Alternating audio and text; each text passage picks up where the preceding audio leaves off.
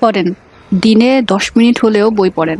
সব সম্পর্ক চুকে গেলেও, সব বন্ধুরা মুখ ফিরিয়ে নিলেও, পরিবার, বাবা মা একটা সময় তারাও থাকে না। আপনি ভালো কিছু করতে পারলে তখন আপনাকে তারা গুরুত্ব দিবে। আর না হলে সো কল্ড বাকিদের যেমন অবস্থা হয় আপনারাও তেমনই হবে।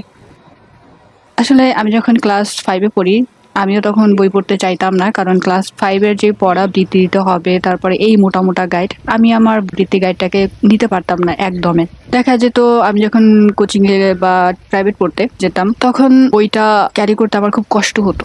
রাস্তায় আমি জিরিয়ে, জিরিয়ে দেখা গেল বইটা নিতাম। কেউ আমাকে হেল্পও করতো। তো এত ভারী বই আর এত বড়, বড় উত্তর দেখে আমার পড়াশোনার প্রতি মন একেবারেই উঠে গিয়েছিল। তো আমি একদিন ভোরবেলা বাবার গলা জড়িয়ে দিয়ে বললাম, "আমি আর পড়াশোনা করব না।" বাবা একটু দম নিয়ে বললো, "কেন?" বললাম যে পড়াটা আমার মাথায় কাজ করে না। এরপরে যেটা হলো যে সেই আমি ইন্টার পাস করার পরে আমি আমার বিয়ে পর্যন্ত ভেঙে দিছি শুধু এই পড়ার জন্য। আরো কিছু কারণ ছিল, তাই বলে যে আমার আহামরি রেজাল্ট আছে তা কিন্তু না। মানে আমার মনে হয় যে না, আমাকে আরেকটু পড়তে হবে, আরেকটু সামনে যেতে হবে।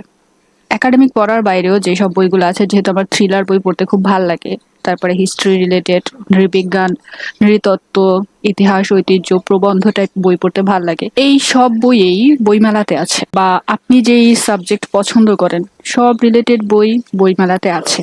শুধু আমাদের একটু খুঁজতে হবে। আমরা সো কল্ড কি বলে ভিড়ের মধ্যে না যাই, নিজেদের মতো করে একটু খুঁজি, সবকিছু পাওয়া যাবে। সবকিছুই আছে এখানে। তো আমাদের যেটা হয় যে নেগেটিভ ব্যাপারটাকে আমরা বেশি হাইলাইট করি, সেটা হোক অবচেতন মনে বা ইচ্ছা করে। আসলে হাসির ছলে হলেও কিন্তু এই সেই নেগেটিভ ব্যাপারটাই প্রচার পাচ্ছে।